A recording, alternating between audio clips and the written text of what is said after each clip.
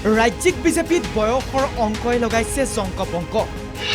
ৰাষ্ট্ৰীয় নেতৃত্বৰ নিৰ্দেশক অমান্য কৰি গঠন হৈছে মণ্ডল সমিতি। ৰাজ্যিক নিৰ্বাচনী বিষয়া মিছন ৰঞ্জন দাসৰ পত্ৰই খেলি মেলি কৰিছে বহুতৰে অংক। ভৱেশ কলিতাৰো সতৰ্কবাণী, নিয়ম উলংঘা নকৰিব।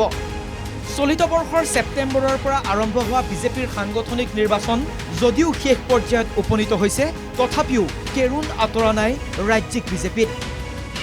নিৰ্দেশ আছিল মণ্ডল সভাপতিৰ বয়স ৪৫ বছৰৰ ঊৰ্ধত হ'ব নোৱাৰিব।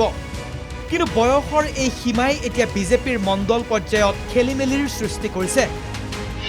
মণ্ডল গঠনত বহুতেই অমান্য কৰিছে বয়সৰ নিৰ্দেশনা, যাৰ বাবে বিজেপিৰ ৰাজ্যিক নিৰ্বাচনী বিষয়া মিছন ৰঞ্জন দাসে এই পত্ৰৰ জৰিয়তে নিয়ম উলংঘাকাৰীক সতৰ্ক কৰিবলগীয়া হৈছে। এই ক্ষেত্ৰত নিয়ম মানি চলিবলৈ নিৰ্দেশনা দিলে ভৱেশ কলিতায়ো। 45 আছিল নাই, কোনো কেউ যোৱা নাই। সভাত কাৰোবাৰ 6 মাহ বৃদ্ধি হৈছে। সকলোৱে যোগ্য আৰু যিটো আমাৰ ৰাষ্ট্ৰীয় নেতৃত্বে এটা সীমা ধৰি দিছে, মই ভাবোঁ সকলোৱে সীমাটো মেইনটেইন কৰি চলিলেই ভাল। আৰু কাৰোবাৰ ক্ষেত্ৰত যিটো সংগঠনে আৰু 6 মাহ 1 বছৰ বৃদ্ধি হৈছে, এইটো কোনো কথা নাই। সূত্ৰ অনুসৰি বহুকেইখন জিলাত এই নিৰ্দেশনা উলংঘা কৰিছে খোদ দলৰ বিধায়ক, সাংসদ আৰু মন্ত্ৰীসকলেই। নেতাৰ হস্তক্ষেপত ৫০ বছৰৰ ঊৰ্ধৰ কাৰ্যকৰ্তাকো মণ্ডল সভাপতি পতা হৈছে, যাৰ বাবে উপায়ন্তৰ হৈ মিছন ৰঞ্জন দাসৰ এই বিশেষ পত্ৰ। এই ক্ষেত্ৰত ভৱেশ কলিতায়ো হস্তক্ষেপ নকৰে ৰাজ্যিক নিৰ্বাচনী বিষয়াৰ কামত। গোটেই নিৰ্বাচন প্ৰক্ৰিয়াটো এছআৰঅ'জনে চায়। ষ্টেট নিৰ্বাচনী জন প্ৰভাৰী মিছন ৰঞ্জন দাসে গোটেইটো তেওঁ চায়। মই ওপৰত কোনো হস্তক্ষেপ নকৰোঁ।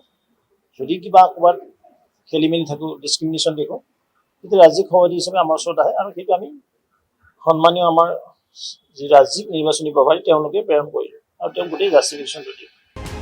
বয়সক কেন্দ্ৰ কৰি সৃষ্টি হোৱা এই খেলি মেলিৰ লগতে চৰ্চা চলিছে, বয়সৰ এই সীমাই পুৰণি কাৰ্যকৰ্তাক বঞ্চিত কৰিব নেকি সাংগঠনিক কাম কাজৰ পৰা।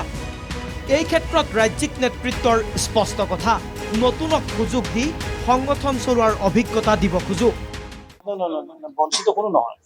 ভাৰতীয় জনতা পাৰ্টি প্ৰতিটো কাৰ্যকৰ্তাৰ কাৰণে কাম, প্ৰতিটো কাৰ্যক্ৰমৰ কাৰণে কাৰ্যকৰ্তা, এই নিয়মে আমি চলি থাকোঁ। আৰু আমাৰ ছেকেণ্ড লাইন লিডাৰশ্বিপটো গ্ৰ' কৰাৰ কাৰণে যিটো 45 ইয়াৰ্ছ আমি ধৰি দিয়া হৈছে, এই 45 বছৰ এইটো কাৰণে দিয়া হৈছে তেওঁলোকে শিকিব লাগিব। সংগঠনটো অকল আমি যে চলাব লাগিব এইটো কথা নহয়।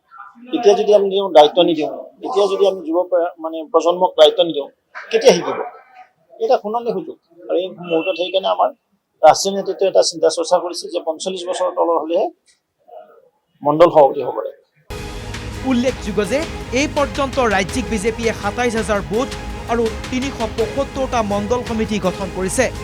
চলিত মাহৰ শেষলৈ জিলা সভাপতি আৰু জানুৱাৰীৰ প্ৰথম প্ৰশেকত ৰাজ্যিক সভাপতিও বাছনি কৰা হ'ব।